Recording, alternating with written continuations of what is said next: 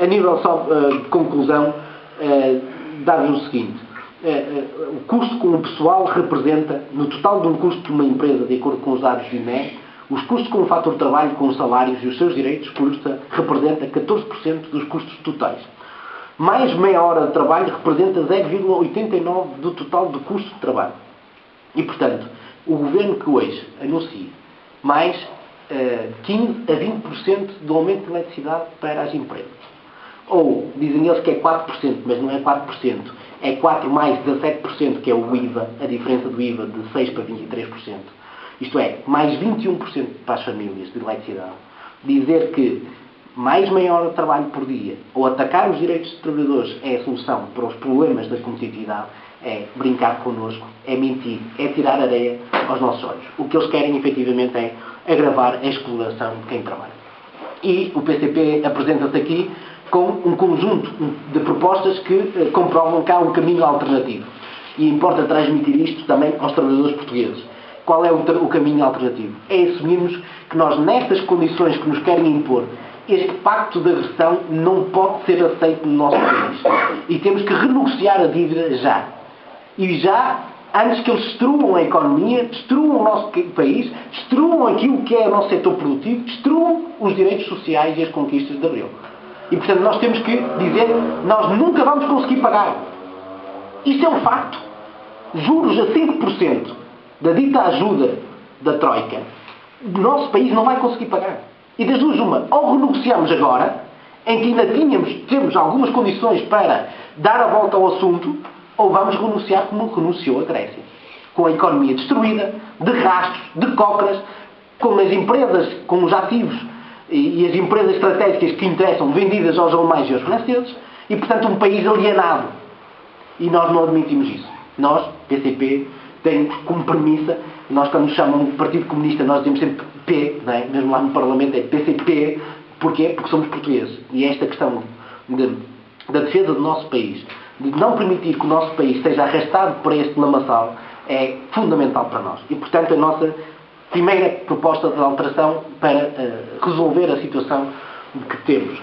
Renegociar a dívida no plano imediato, dizer, nestes montantes, nestes prazos e com estes juros não conseguimos pagar, vamos ter que renunciar as condições de pagamento relativamente a esta matéria.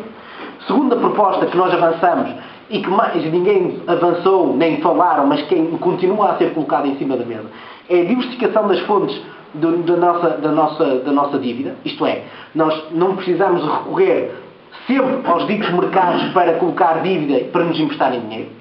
Nós hoje podíamos colocar a questão da dívida, colocá-la diretamente a alguns países.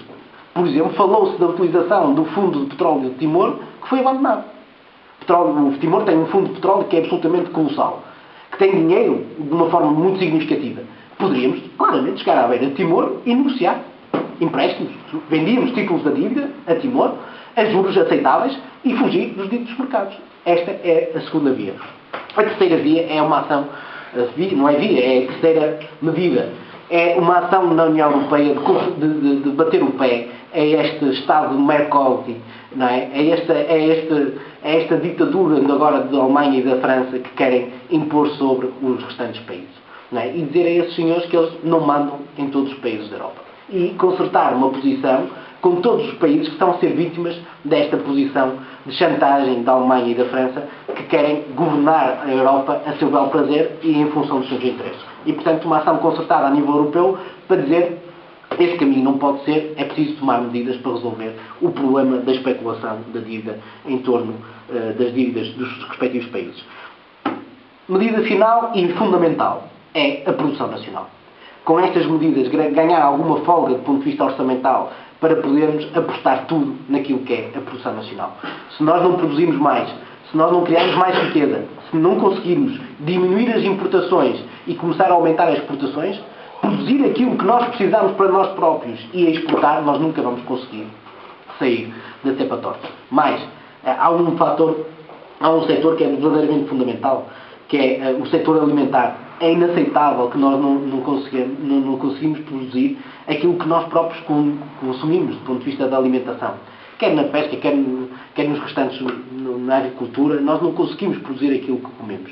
E, portanto, é preciso claramente apostar na produção nacional e por aqui, na indústria, na agricultura e pescas, em todos os setores, olhar para aquilo que importamos e dizer assim, nós conseguimos fazer isto aqui no nosso país e vamos começar a produzir e apostar na produção nacional. Dessa forma é que criamos emprego e criamos riqueza para pagar aquilo que são as nossas dívidas, mantemos o nosso país equilibrado do ponto de vista orçamental e, naturalmente, progredir. Agora, isto exige também sacrifícios dos mais ricos. Não é? E nós não temos nenhum problema em assumir que nesta crise que foi provocada pela especulação financeira, não é aceitável que sejam os trabalhadores a pagar esta crise. Nós não consideramos que seja moralmente, do ponto de vista social, do ponto de vista ético, do ponto de vista da justiça, aceitável que, numa altura em que se pedem sacrifícios a todos os trabalhadores portugueses, a banca recebe um bónus de 12 mil milhões de euros. E o que revoltou, camaradas e amigos, vieram naquele Parlamento, em que eles enchem a boca de austeridade, de necessidade de sacrifícios e de equidade nos sacrifícios e ética social, quando foi para distribuir os 12 mil milhões de euros, nem PS, nem PSD, nem CDS-PP disseram uma vez a palavra austeridade. Quando é para atacar os direitos dos trabalhadores, claro que sim, austeridade, déficit, contas, troika, etc. Quando foi para distribuir 12 mil milhões de euros, nem uma vez disseram essa palavra. E, portanto, está aqui a demonstração para quem é que eles governam. E, nessa medida, a nossa resposta, a nossa intervenção, comunistas e simpatizantes, é esclarecer os trabalhadores. Temos que colocar de uma vez por todas no governo quem governa em função dos interesses dos trabalhadores, da grande maioria da população, e não governo para aquele meia dúzia de grupos económicos que afundaram o nosso país e que querem, por via de um agravamento da exploração, continuar a tirar o nosso país para a lama. Nós não o podemos permitir e temos que lutar todos contra essa injustiça.